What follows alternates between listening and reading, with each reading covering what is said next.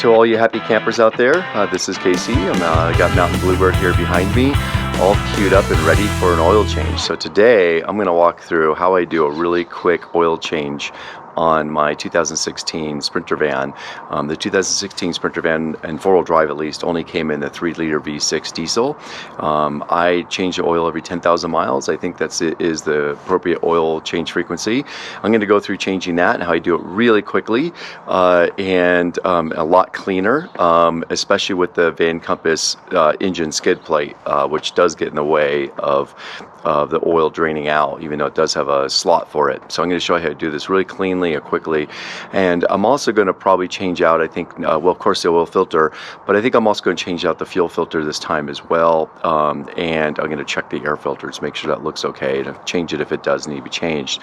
So I'm going to give you a few little tips and tricks. And so hopefully this will help you out with your van conversion and maintenance on it.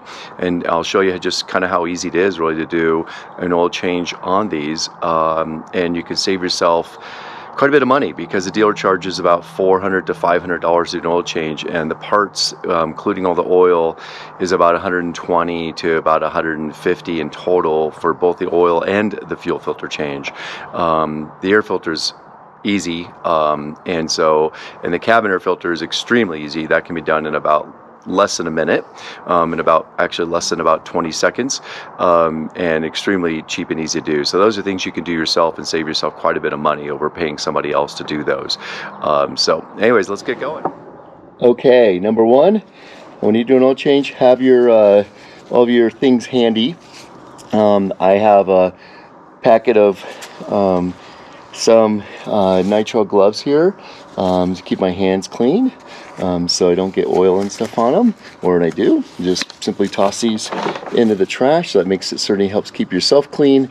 Certainly wear some dirty work clothes, of course. Right now I'm actually sitting on a creeper, a crawler, vehicle creeper crawler, which definitely helps. I've got a set of paper towels. Whoop, there they are. A whole roll of paper towels here handy, because inevitably there's going to be a little bit of a drip or a spill here and there. And then here's the other quick little tip I'm going to give you. I replaced the factory drain plug, oil drain plug on the oil pan of the engine with a valve. And it's I think a Famuto. I can certainly put a link in the comments of this video. But it's fantastic. It replaces the oil drain plug. It screws in there. It's got a valve with a safety catch on it, and that safety catch keeps it in the locked position. And I got one with a barbed hose end on the end. There's a couple of options you can get with those, and then what I can do is put just a piece of rubber hose. This is actually rated for oil, but really any rubber hose will work. I reuse this one. That's what I was just doing as you're pulling the tape from. I just keep it taped up at the ends so it doesn't, any little bit of residual oil doesn't leak out. And I simply just push this on the barbed end, and then I put the other end into my can of oil, the container of oil that came from my last oil change, or it came with my last oil change. I always keep a couple of those larger gallon-sized ones handy, and then I can just simply put this right in there and fill it up. So let me show you. Okay, so here's my hose right here. My rubber hose is connected into the oil drain valve. I simply put it in the old container right here, and I'm going to go ahead and rotate this around so I can see the window, so we can see the oil draining in. And I'm simply going to open this valve up, and there it is. It's open. It should now be draining in, filling into here. And it's probably going a little bit slowly because I haven't opened up the filler cap on the oil filler cap or anything else. So there's not a lot of air coming in, but I can see it filling up down here. So that's exactly what we want. We're filling up, and you can see it's going to take a while for this to fill up. So while this is doing that, I'm going to go ahead and remove the oil filter and just get that changed out right now. And so now we're going to go back up on top side, and meanwhile every few minutes I'll just come down and check this, and when this is getting full I'll just simply close the valve. Right now it's right about to here, so about a quarter of a quart, and so when it's getting full I'll just go ahead and close the valve. put a towel, paper towel, in the end of the hose, so any little drips of oil stay in that towel and not get on the garage floor here.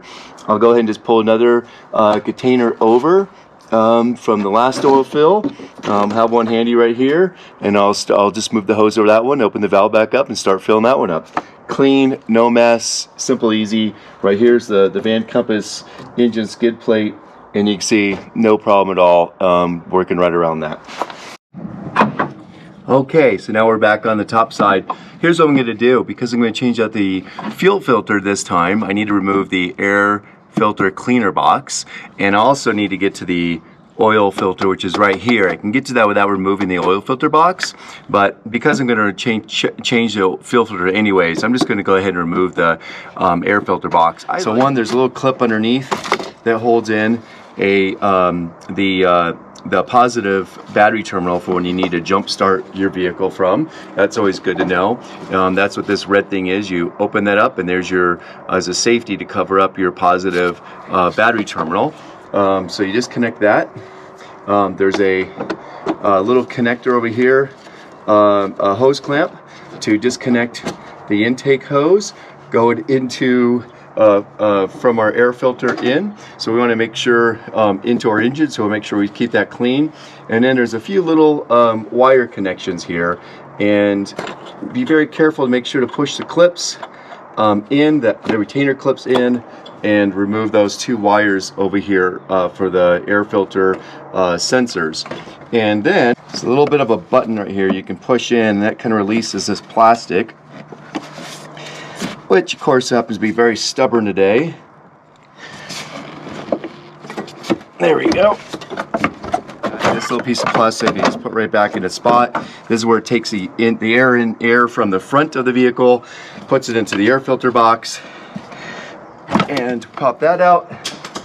And now this whole air filter box, boom, done. We can remove that. And I'm just going to set this aside for now. And we're going to check the air filter later. That's going to be really easy to change that now. And while we're here, I can just inspect everything, make sure it looks good. No oil leaks or other visible leaks of any kind. Everything looks good and solid. And now it's much more easy to get to the fuel filter, which is right down here. But while I'm here, before I even change the fuel filter, I am going to go ahead and change the oil filter. In order to do that, we simply need an oil filter wrench. This one is made for various different vehicles, so make sure you get the right one for Mercedes. And it simply just goes into a 3/8 inch ratchet. I've got on a little swivel extension right now, which I actually don't really need because this is so easy to change from top side here with the air filter box off. But I'm just going to gently start unscrewing it. And I'm going to go kind of easy here because the threads on this are relatively small. And maybe what I can do, I don't know if I can put the camera in place so you can see this better, but let me go and hold it up so you can see what's going on here.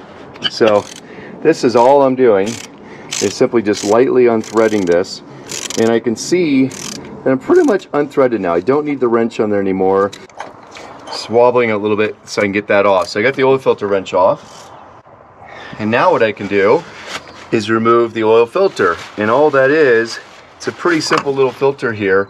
And even before I remove it, I'm going to go ahead and get the new oil filter all ready, so we can just take the old one out, put it right in the trash, wrap it in a couple paper towels, keep the residual oil from dripping around, put it in the trash, and then we're just going to put a new one right in there after we clean that up.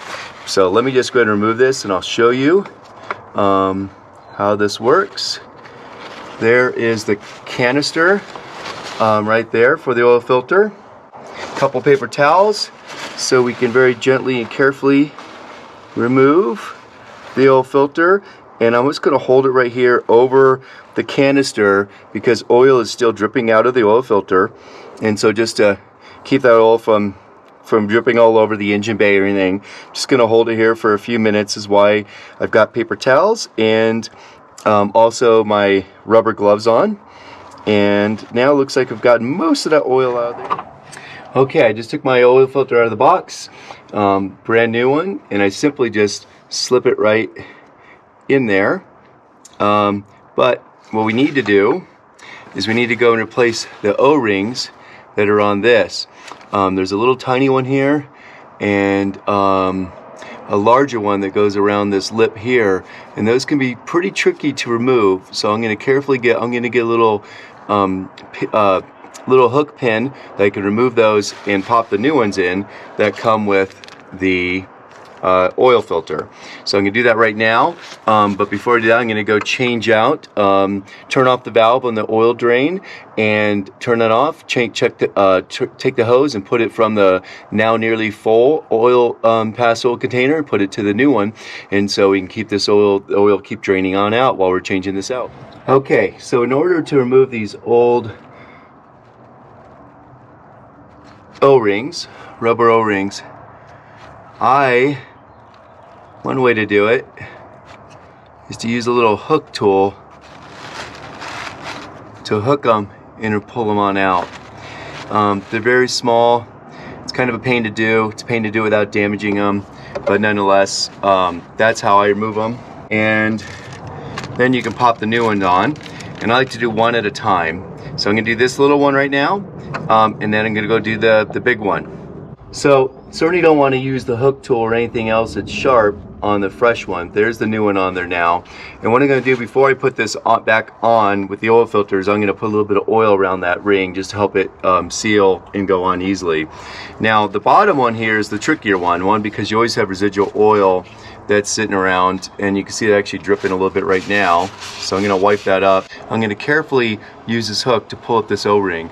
And while doing this, I'm going to really look at where this is right now on here to make sure I get the new O-ring in exactly that same spot. Okay guys, here we go again. I'm just going to start. I already started to remove this O-ring, and you can see where it has this little recess that sits in there. It's not at the very bottom with this oil filter. It's got kind of its own groove just below the bottom of the threads.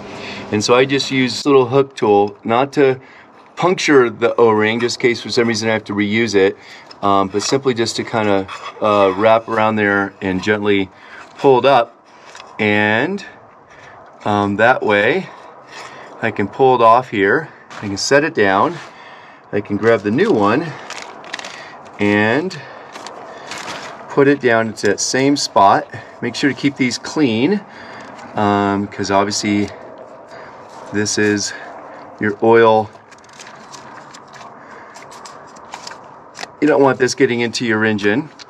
And just gently go all the way around to work it in to that groove at the bottom of the threads, but not at the very bottom of this filter canister. Now that's in that spot, now what we can do is simply take this oil filter I've had sitting in there. This is the fresh new one, and push it into that. And now check that O-ring again, make sure that's good. I'm going to take just a little bit of oil and just go around this O-ring just so that it has a little bit of oil on it so it can seal, not have too much stiction as it goes on. And now I'm going to go and get that oil wrench, because my hands are greasy with a little bit of oil here. I'm going to go get that oil wrench and put that on and tighten this up. So now that the oil filter's in its canister, it's pushed down in there. Now I'm just going to gently by hand get the oil filter top started. I'm going to make sure we're not in any way cross-threading this. So just gently screwing it on. Right now you can't quite see, but it's about 3/4 of the way screwed on. And I'm just going to keep screwing it till it gets almost all the way on, and then I'm going to put the wrench on it and tighten it up. And I'm going to go kind of gentle here, just to again make sure nothing's cross-threaded, everything feels good, and just go until it's basically tight, which is right now, and just a little bit more. That's it. Doesn't need to be too tight at all. And that's it. Now we can do is just wipe up any little bit of residual oil so it stays nice and clean, which is exactly what I'm doing right now. And we'll go on to the next step. Okay, happy campers, here we go once again. So I just want to point out something. So I've got my final bottle from my last oil fill in there, and I've already filled up 2, and the reason why is because these are 5 quarts each, and the Sprinter holds, I believe, 13 quarts. So I just flipped my valve there, if you can see that. Oil's gonna start draining and filling this up. This last one always takes quite a bit longer. It's only about 2 or 3 quarts that are in there. And I've already changed out my oil filter with the 2 new O-rings in there, so that's done. Now I'm going to change out the fuel filter, which is right here. It's under, obviously, the air filter box. It's got these 2 hose clamps on it. They could also have kind of more of a spring clamp, depending if they're the factory spring clamps. I've since replaced them with some hose clamps. It's got this little connector here that pops off, an electrical connector that comes off pretty easily. The tricky part is you can see there's also a fuel line right here that has this little clip right here, and when you pull the fuel filter out, it just slides up and out, but it's tight in here, really tight. You have all these hoses and things that are in the way. This hose right here is the one that's really, you have to be careful of, because it's got this really easy to break plastic T connection here. And so what I like to do is remove this clip right here. That's hard to see, but I remove this clip. I remove this hose up out of the way. A few drips of fuel, diesel fuel, is going to drip there. I'll put a towel under there to catch that. And that way that's out of the way, and I'm not likely then to break this plastic T connection. And I'm speaking to you there from experience. The other really tricky part is the clip that's on this right here. It is tricky as well. Mercedes like to make these things incredibly more tricky than they need it to be. They're not user friendly. So it's a bit of a bummer, but that little clip, there's some other videos on YouTube and stuff that go over kind of dealing with that, but I'll try to give you some tips if I can as I'm going through this, but it's hard to hold the camera and try to work in here at the same time. So I'm going to point out those things, and then once those are disconnected, this filter removes, a new one simply slides into place, and all these different little connections just clip right up to it. Make sure obviously you get your connections right for your for your fuel lines, so you can keep that consistent. All right, and then once we put that in there, we can then change our fuel filter, or air filter, check it, make sure it's good, and put that back, the air filter box back on, and then we are done with our oil and fuel filter, and at least checking the air filter, which often doesn't need to be replaced, except probably about every somewhere between 20 and 40,000 miles. At least that's what I've seen. Even driving in fairly dusty conditions, it just doesn't really bring in that much dust. But it's good to check it about every 10 to 20,000 just to replace it if you do. It's very inexpensive, and so it's easy to keep one on hand and just replace it as needed. So there you go. You notice one thing here, just as a tip, I've got different needle nose pliers and things like that here handy to remove these clips. I've also got my thing here to loosen up my hose clamps, which I already started to loosen up. So just have all your tools and things handy. You can see I've got rubber gloves on. Just keep any fuel and oil off my hands. And I'm also going to bring up a couple paper towels so as I do this, and just kind of take your time and take things methodically. Don't try to force something. Go easy on it, because it is easy to break some of these little parts. So I'm going to wrap up here in a little bit with a couple more tips and the rest of the oil filter change. Okay, back here again. So I want to point out a couple tips. So there's the 2 fuel lines that are on these rubber fuel lines are on these barbed ends here. I undid those hose clamps. Like I said, I replaced mine with regular hose clamps instead of the factory pinch clamps, which are just a lot easier to deal with, especially on a recurring basis, maintenance. Just make sure you get the right size and tighten them down just the right amount. So I went ahead and undid those. They're not easy. I use a screwdriver to pry on the filter here and push that rubber hose back as I'm pulling on it. It's very tight, cramp in here, space to work, but I pull those off. Then I can lift the fuel filter out. Now I can more easily get to the wire connection here, and also this connection here in the end, and I'll use my little, again, pry tool that I showed you before. You can use some other things.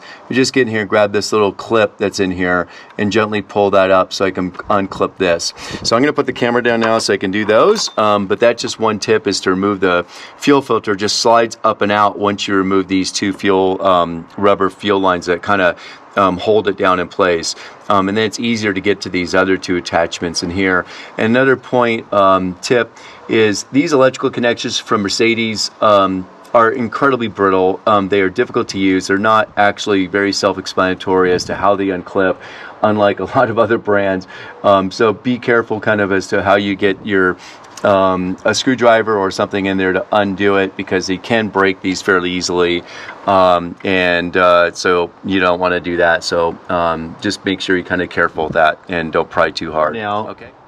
All right, so I went ahead and I've replaced the fuel filter, the fuel filter, and so it's right here. And I went ahead and I tightened up my hose clamps, and again I pulled the fuel filter out after I removed these two hoses here and by loosening those hose clamps. Pulled it out so I get to this clip easily enough, and also this clip here. Very careful, this little plastic clip. My fuel filter that I ordered did come with a replacement of this, which is great, but they're easy to lose, and they're easy to break. And again, what I do is I remove this metal clip right here of this little fuel T, remove this and pull this whole line out of the way. So that way there's no risk of breaking that when trying to pull out the fuel filter here. As you can see, it's right in the way of that.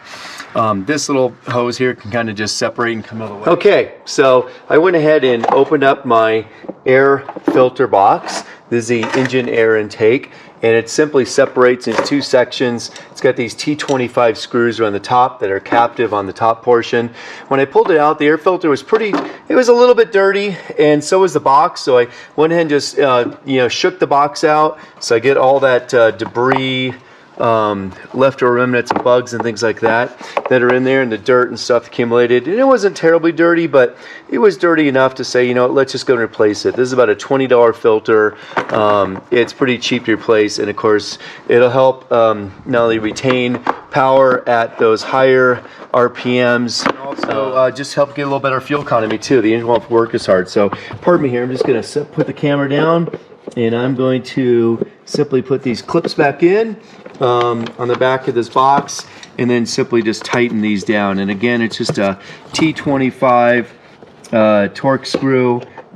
There's, let's see, 1, 2, 3, 4, 5, 6, 7, 8, 9 of these around the box. I can just go ahead and get these tightened down. Again, they're nice and captive at the top here, and so fairly easy to hold those screws in so they're not lost. And just go ahead and go around and get these tightened in, and then we're going to go ahead and put this box right back on, which is real easy. Now that we have the fuel filter changed, we can put this back on. So we got a fuel filter change, we have an oil filter change, and now we have also the engine air filter changed. And we'll just add the two electrical clips when we put this back in, and the two connections, and we'll have this. Okay, here we are back on top side. I'm just going ahead and check all my connections once again, make sure everything's connected up, everything looks good. I've got my electrical connections for this set aside, and I'm going to go ahead and simply connect that in. Make sure this wire connection for the jump is set aside. There's two little kind of bars here that this essentially hooks into in the back there. And before we get that totally hooked in, let's hook in also the air intake here, plugged in, pushed into its places.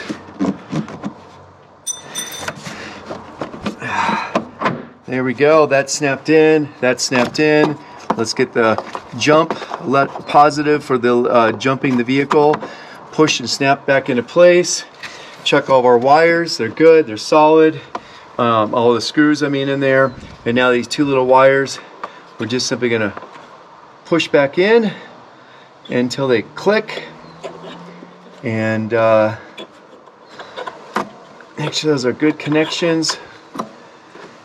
There we go, clipped and clipped, done. So now we've got fuel filter below this, air filter here on top. Now I'm going to start adding my oil back in, but before I do that, let me just show you what we have going down here as far as oil change. What I've done now is I filled up 3 of these containers. This is about my last one. You can see it's right full to about there. So it's about a little more than half full. And I'm going to shut off my valve that's back here. So that valve is shut off. This has been draining for quite some time now. So it should be quite well drained out. And I'm going to show you how nice and super clean this is. Let me just set the camera down.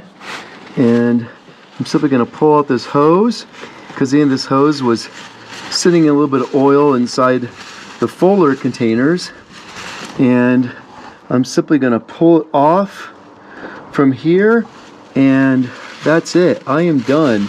And I don't know if you probably can't see that, but there's not a single drip of oil anywhere, and that is it. So I have my 3 containers. They are full of oil and not a single drip of oil anywhere. So super nice and clean. That's it. They're all back in their previous oil containers. Now I can take these down to the oil recycling, which is really any automotive parts store will be able to recycle your oil for you.